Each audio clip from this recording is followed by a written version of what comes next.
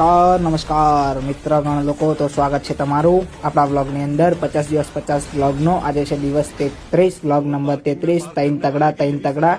અને આપણે જઈ રહ્યા છીએ આપણા રૂટમાં અને પછી પતાવી દીધું આપણે આપણું કામ અને કામ પતાવતા થઈ ગઈ હતી બપોર અને લાગી ગઈ હતી આપણને જોરોની ભૂખ। તો પછી આપણે જઈ રહ્યા હતા થોડાક આગળ કંઈક નાસ્તો શોધવા માટે, મતલબ ખાને કી તલાશ મેં।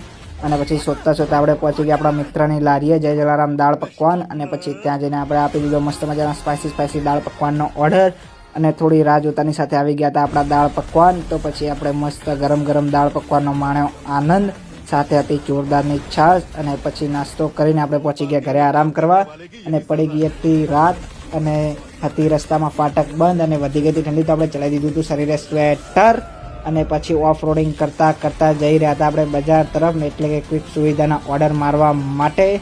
અને થઈ ગઈ હતી રાત, ઓર્ડર મારતા ને આપણે જઈને આવ્યા હતા ધારપુરથી અને હાઈવે પરથી ખતરનાક ઠંડી, તો માથે ચડાવી દીધી ટોપી અને જઈ રહ્યા હતા આપણે સીધા પાટણ તરફ।